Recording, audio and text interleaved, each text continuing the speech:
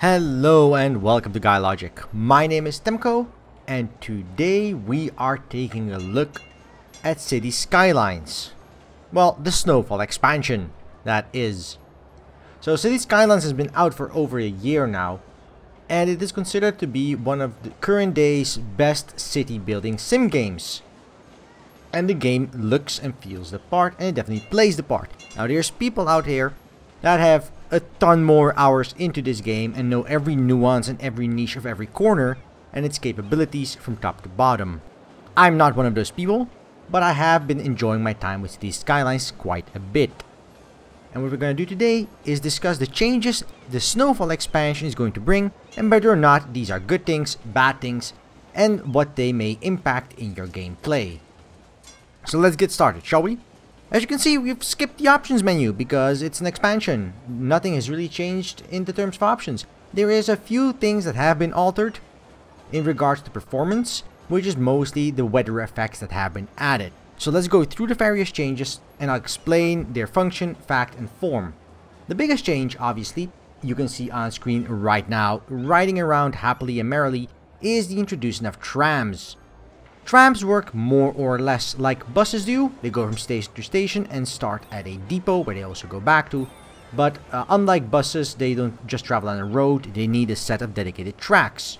Now you can build these tracks in a 2-lane variety or a 4-lane variety.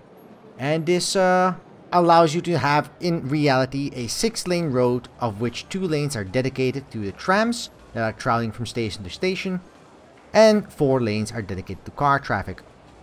Good thing to note that these 4 lanes are not accepted from like taxi traffic or bus traffic, so you can have both bus lanes traffic as well as tram rails going over the same areas. So this is not conflicted. Other than that, they work pretty much the same. There is a few differences mechanically for trams. The major difference is that trams are not affected by the snow, which I'll get into in a little bit, and buses are. It's also that trams have a slightly higher capacity than buses. Buses have a capacity of 20 and trams have a capacity of 30 per wagon, which means they can handle a few more people going at the same time, which is great for rush hour traffic or if you have hub-to-hub transportation. But they are also slightly more expensive for upkeep and maintenance, which weighs off against the increased bonus. So basically your main reason for implementing trams is as a replacement for buses in high traffic areas, where buses only create more congestion, and you can deal with trams to keep the workers going and flowing without locking up your city's grid. Now, having said that, I mentioned snow, and that's the major thing with the Snowfall expansion, is the addition of a permanent winter. Now, this winter isn't on all maps. There's weather effects for all maps, and this is, I think, the most contested point that's going to be implemented for the game, and the developers have their reasoning for doing it this way. So let me explain their reasoning and what I think of it first. The developer's reasoning is as follows. They don't want you to be thrown into a city that until today didn't have any weather effects that had gameplay significance, and then suddenly be thrown in a winter cycle where you need to worry about icing roads or heating concerns, and you may have to rebuild your entire city from scratch because there's fundamental flaws in the way it's built when you design around a snowy landscape and snowy weather effects. They didn't want to do that. So they said existing cities and existing maps are going to get weather effects in the form of rain and fog, but these are going to be primarily cosmetic. On top of that, they're implementing 3 new winter maps. These are separate maps that are always in a permanent winter, providing their own set of concerns, rules, and regulations. Now, the developer's idea is, as I said, that they do not want to force the players to have to deal with a variety of systems that they are not familiar with in a new map. One of those systems is heating. They have added a geothermal heating plant, and they have changed the way water works by adding these new pipes that are much more expensive.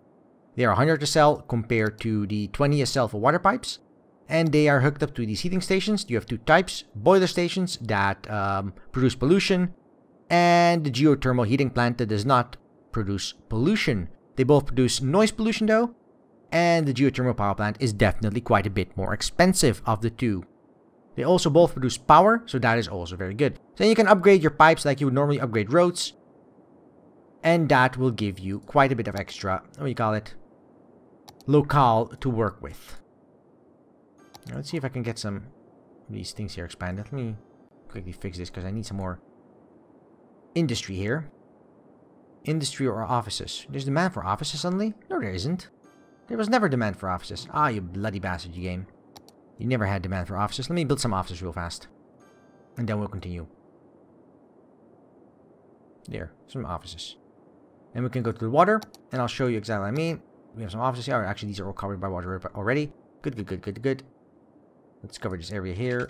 Make sure it's all covered and good. Okay, so as you can see, I've covered all of my city in heating pipes. And these pipes are going to provide both water and heating for my city. They've also implemented several new... Let's now go to taxes. And let's go to policies. There we go. Several new policies in terms of services where they can say that no, you cannot use electricity for heating. You have to use the heating pipes, or only electricity for heating. No, you cannot use the heating pipes. I'm not sure why you would ever use this one, which is weird, because if it gets colder, like right now it's minus 14, and it will never get above 0 on an ice map.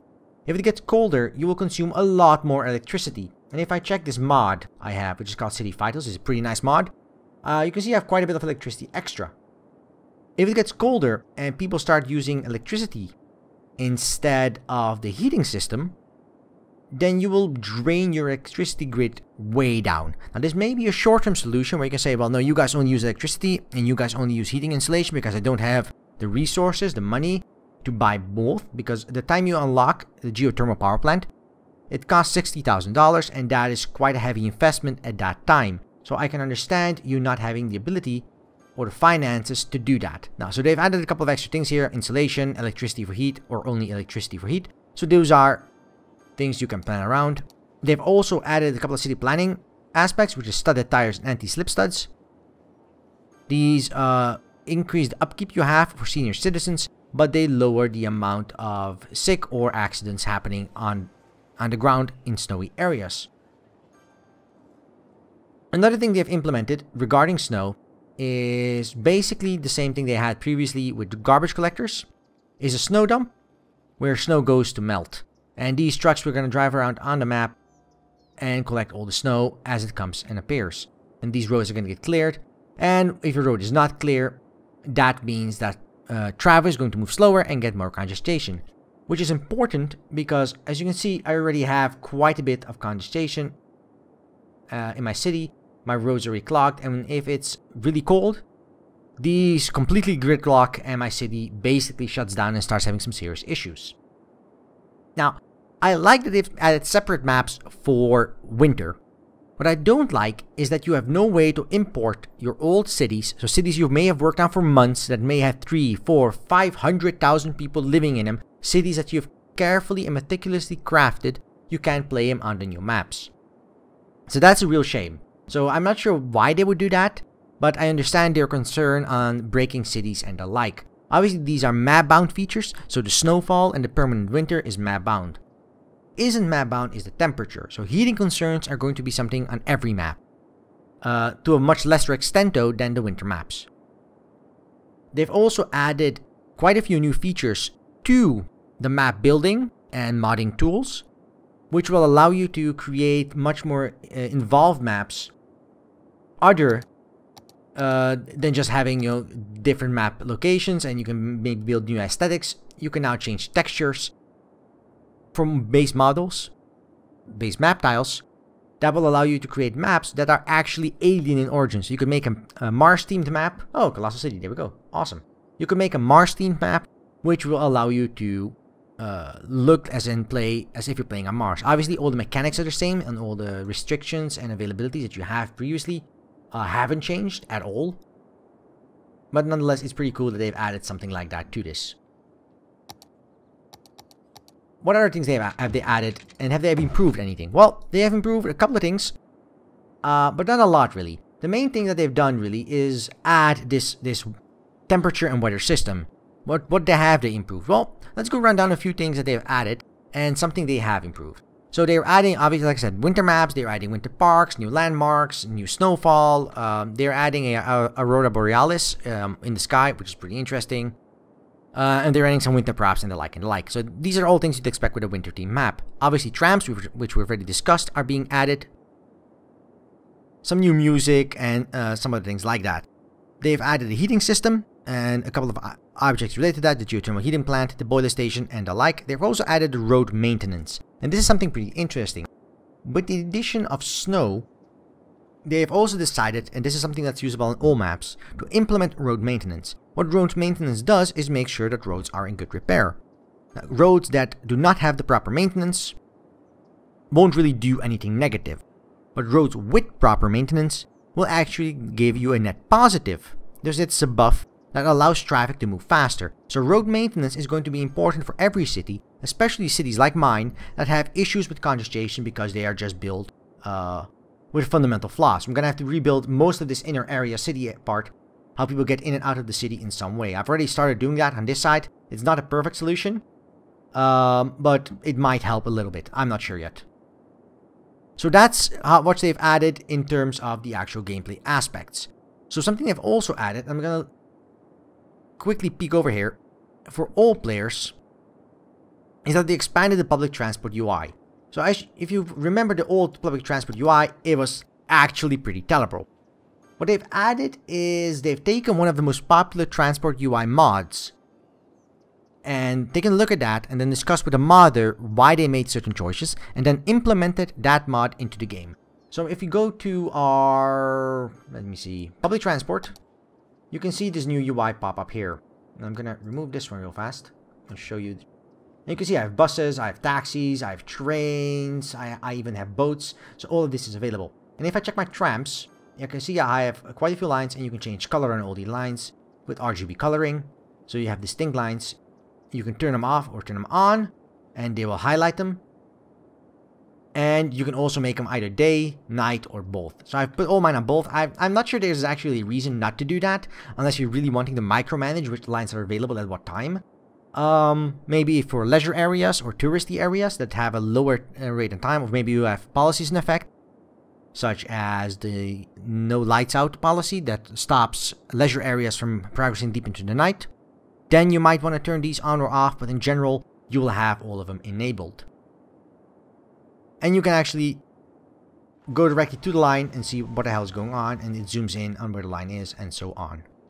Same goes for trains, trams, and metros. So this new UI is actually pretty nice.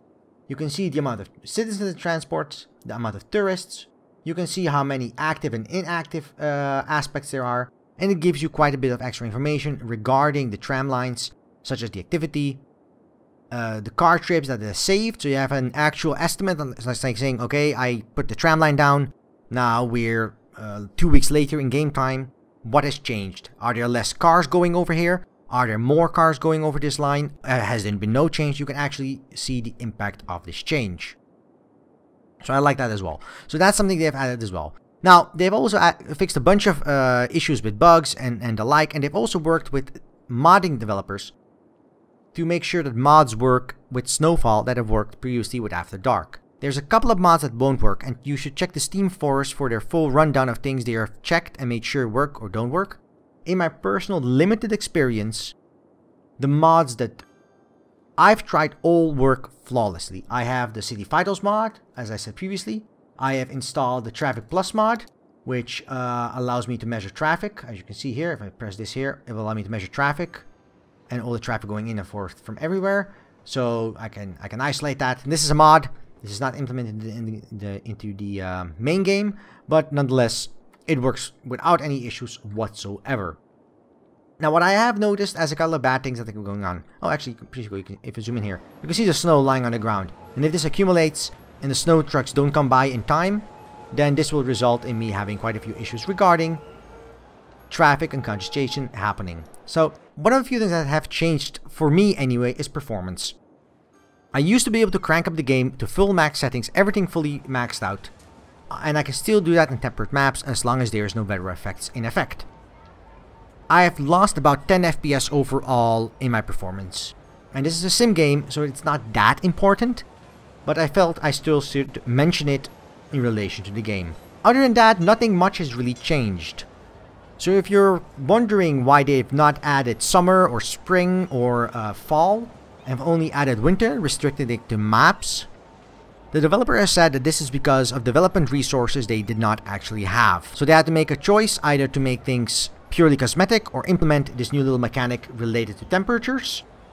And while I can't blame him for managing resources, I am still kind of sad that we do not have a full-fledged season system, because that would have made the game more complete than just a map-bound winter theme. And it's nice and interesting to play as an Alaskan town or a Norwegian town, but I prefer my West European climate, where I also sometimes see the sunlight and hang on a beach.